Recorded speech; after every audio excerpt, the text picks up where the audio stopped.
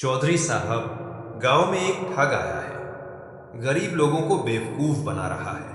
भक्तों के घर खीर हलवा खाता है, पूजा पाठ करवाता है, रात को सत्संग करता है।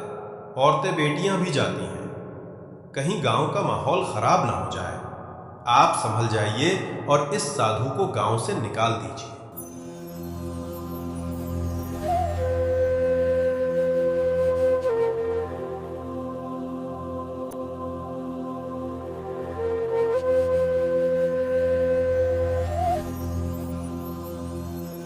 बहुत समय पहले की बात है। परमात्मा स्वयं साधु संत के रूप में पृथ्वी पर प्रकट हुए थे। एक गांव में पहुंचे, साधारण रूप पर अंदर दिव्यता की अमिट ज्योति। जब परमात्मा गांव में पहुंचे तो भक्तजन उनके चरणों में गिर पड़े, क्योंकि सच्चे संत को पहचानने वाला हृदय तुरंत झुक जाता है। भक्त लोग बोले, हे सद्गुरु जी, हमारे गांव में आपका स्वागत है। कृपा करके हमारे घर पधारिए, हमें सत्संग का सौभाग्य दीजिए। परमात्मा मुस्कुराए और बोले, भक्तों, मैं सबके घर जाऊंगा।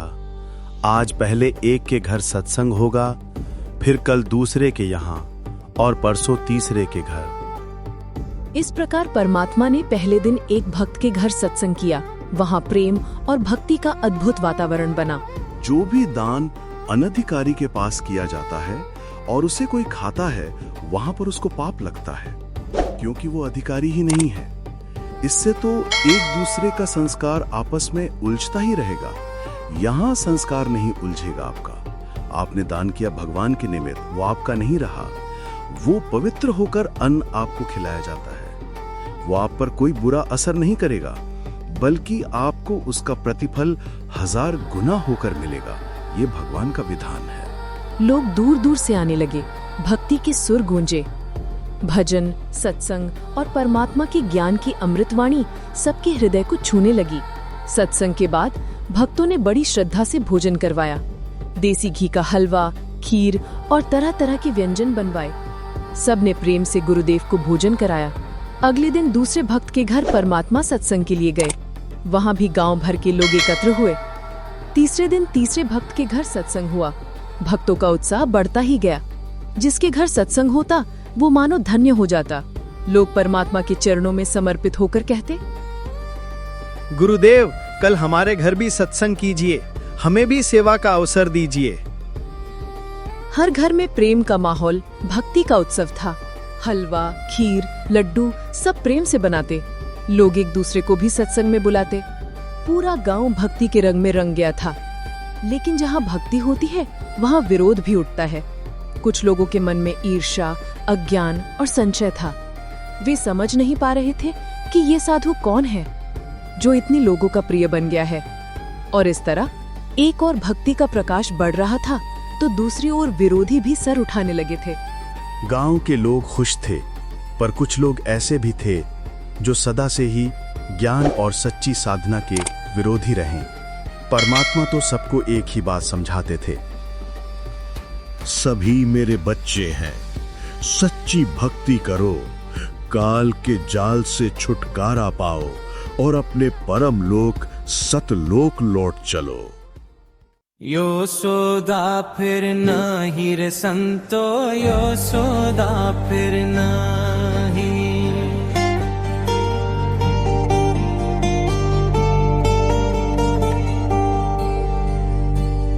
यशोदा फिर नाही रे संतो, यशोदा फिर नाही।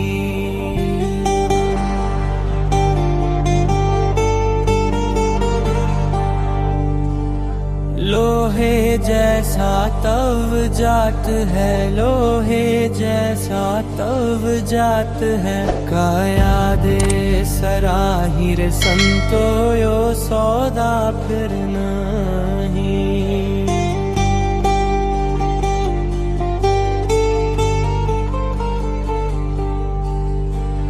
यशोदा फिर नहीं रे संतो, यशोदा फिर नहीं।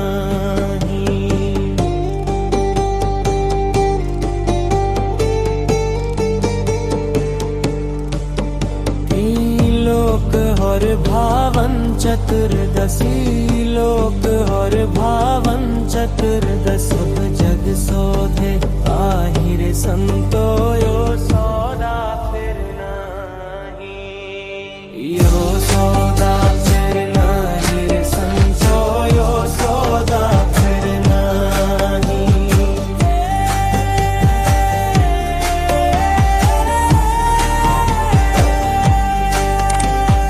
यो सौदा फिर नाही रे संतो यो सौदा फिर नाही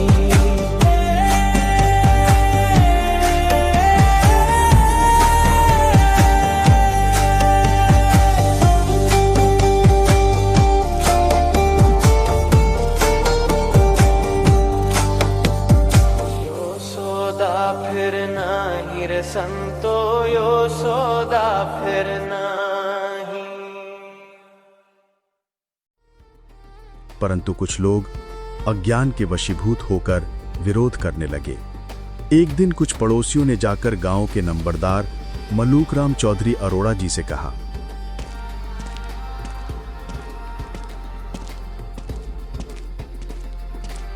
चौधरी साहब, गांव में एक ठग आया है। गरीब लोगों को बेवकूफ बना रहा है। भक्तों के घर खीर हलवा खाता है, पूजा पाठ करवाता है, रात को सत्संग करता है, औरतें बेटियां भी जाती हैं। कहीं गांव का माहौल खराब ना हो जाए। आप संभल जाइए और इस साधु को गांव से निकाल दीजिए। चौधरी मलूकराम सोच में पड़ गए। संत तो बहुत आए हैं, कुछ सच्चे भी होते हैं, कुछ झूठे भी। पहले मैं खुद देखूंगा, वास्तविकता समझूंगा, फिर निर्णय लूंगा। अब चौधरी साहब ने सत्संग स्थल की तरफ जाने का विचार किया, परंतु सीधे वहां जाने की बजाय वो खेतों के रास्ते से होकर निकले, जहां परमात्मा तीसरे दिन सत्संग समाप्त करके जा रहे थे। उन्होंने देखा एक सादा साधु सफेद वस्त्रों में, चेहरे पर तेज और स्वर में असीम शांति। अरे ओ साधु, मैं कई दिन से देख रहा हूं तुम गांव में घूम रहे हो, लोगों के घर घर जाकर खीर हलवा खाते हो। कोई काम क्यों नहीं करते? मेहनत मजदूरी करनी चाहिए। परमात्मा मुस्कुराए और बड़े सहज स्वर में बोले, चौधरी साहब, भगवान मुझे बिना किए सब दे देता है, तो मुझे काम करने की क्या जरूरत है? मैं तो भक्ति करता हूं और भगवान मुझे स्वयं बुलाकर खाना खिलाता है। मलूकराम ने व्यंग से कहा, तो क्या तेरा भगवान मुझे भी खिलाएगा? अगर सभी लोग सच्चे मन से परमात्मा की भक्ति करें तो हर किसी के घर में रोज खीर हलवा बनने लगे। अगर तेरा भगवान सच्चा है तो आज मैं खाना नहीं खाऊंगा। शाम तक मुझे खाना खिला के दिखाए तो मैं मानूं, नहीं तो तुझे मेरे खेतों में मजदूरी करनी पड़ेगी। ठीक है चौधरी साहब, जैसा आप चाहें। अब चौधरी साहब ये परीक्षा लेने खेतों की ओर निकल गए। गांव से थोड़ी दूरी पर जंगल था। वो एक वृक्ष पर चढ़कर छुपकर बैठ गए और सोचा, देखता हूं अब इसका भगवान कैसे खिलाता है मुझे खाना। समय दोपहर का था, करीब 11 बजे। उसी समय कुछ बकरी चराने वाले चरवाहे आए। उनमें से एक ने कहा, चलो भाइयों, यही पेड़ के नीचे बैठकर खीर बना लेते हैं। पास में कुआं भी है, वहीं से पानी ले लेंगे। वो खीर बनाने लगे। थोड़ी देर बाद डाकुओं का काफिला इनकी तरफ बढ़ने लगा।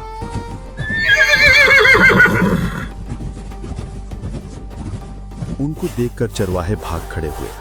खीर पकती रह गई, आग जलती रही। डाकुओं ने देखा कुएं के पास खीर पक रही है, सोचा कि बनाने वाला डरकर भाग गया होगा।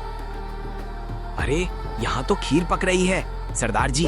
खीर देखकर तो पेट में चूहे दौड़ने लग गए। खा ले क्या? ठीक है, खा तो लेंगे, लेकिन हो सकता है किसी ने इसमें जहर मिला दिया हो। एक काम करते हैं, पहले किसी को खिलाकर देखते हैं। लेकिन आसपास तो कोई भी दिखाई नहीं दे रहा, सब डर कर भाग गए। तभी उनसे एक की नजर ऊपर पेड़ की तरफ गई तो देखा कि एक व्यक्ति पेड़ पर चढ़ा बैठा है। उन्होंने उससे कहा, अरे तू नीचे आ जा। नहीं, मैं नीचे नहीं आऊंगा। अगर नीचे नहीं उतरा तो तुझे गोली मार देंगे। डर के मारे मलूक राम नीचे उतर आया। डाकुओं ने उसे पकड़ा और बर्तन में खीर डालकर उसके सामने रख दी और कहा, खा इस खीर को। नहीं, मैं नहीं खाऊंगा। डाकुओं को शक हो गया कि इसी ने कुछ मिलाया है खीर में, इसीलिए ये खीर नहीं खा रहा। उन्होंने धमकाया और जोर देकर कहा, खा इसे, अगर नहीं खाया तो जान से मार देंगे। चौधरी साहब डर गए। उन्होंने डरते डरते थोड़ी सी खीर खाई और बोला, खा ली और नहीं खाऊंगा। सारी खा। डाकुओं ने उसे जबरदस्ती बर्तन की सारी खीर खिला दी और बोले, अब आधा घंटा यहीं पे बैठ।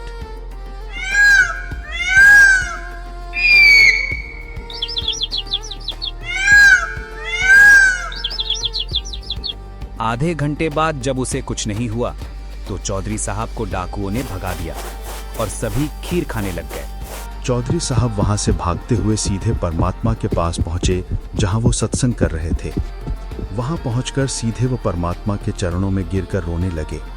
परमात्मा ने कहा, क्यों चौधरी साहब, भगवान ने ठीक से खातिरदारी की या नहीं? गुरुजी, आपके भगवान तो मार मार के खीर खिलाते हैं और मेरी जान भी बचा ली। मैंने आपको ठग समझा था, लेकिन आप तो सच्चे भगवान हैं। बेटा, ये तेरे ऊपर परमेश्वर की कृपा है।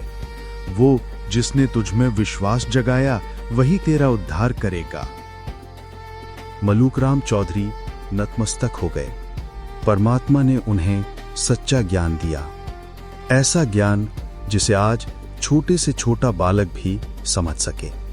और तब से गांव के लोग जान गए कि कबीर कोई साधु नहीं, वो स्वयं परमात्मा है।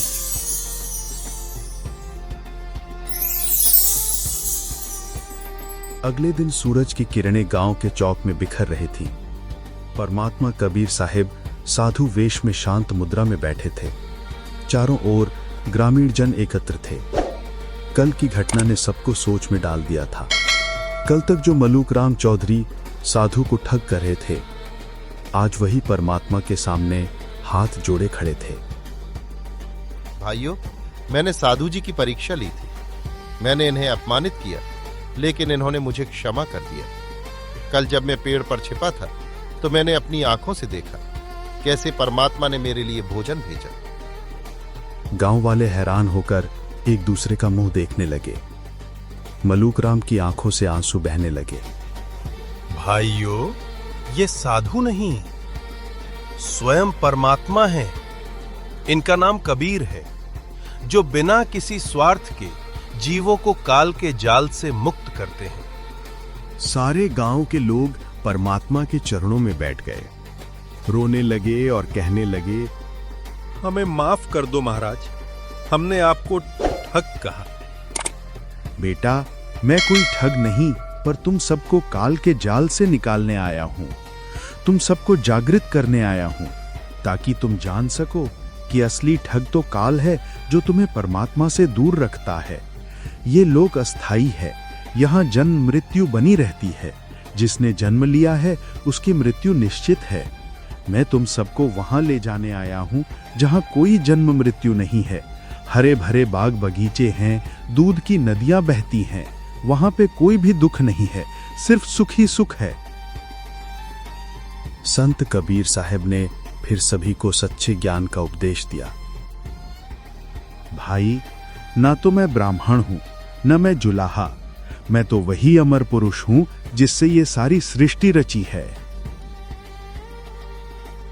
गांव में पहली बार लोगों ने महसूस किया, जो भक्ति हम पहले करते आ रहे थे वो तो सुना सुनाया ज्ञान था।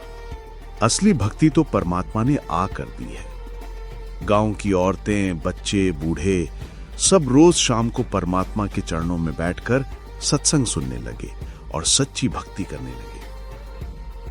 परमात्मा के जाने के बाद मलूक राम जी ने परमात्मा को याद करके एक शब्द गाया।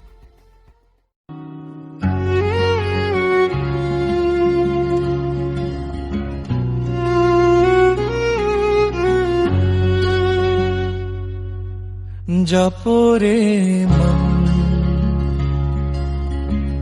साहेब नाम कबीर, जपो रे मन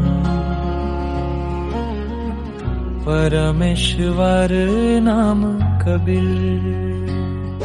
भाई चार दाग से सतगुरु न्यारे अजरो अमर शरीर, चार दाग से सतगुरु न्यारे अजरो अमर शरीर।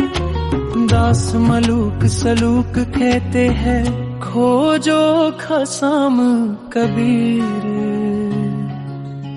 जपो रे मन साहेब नाम कबीर, जपो रे मन परमेश्वर नाम कबीर। अगर आपको वीडियो अच्छी लगी तो इसको लाइक, शेयर और चैनल को सब्सक्राइब जरूर करें ताकि दुनिया को सच का ज्ञान हो सके। धन्यवाद। ये वीडियो संत रामपाल जी महाराज के सत्संगों में बताई गई कहानियों से ली गई है और अधिक जानकारी के लिए आप हमसे स्क्रीन पर दिए गए नंबर के माध्यम से संपर्क कर सकते हैं और ज्ञान गंगा और जीने की राह में से कोई एक पुस्तक बिल्कुल फ्री में मंगवा भी सकते हैं।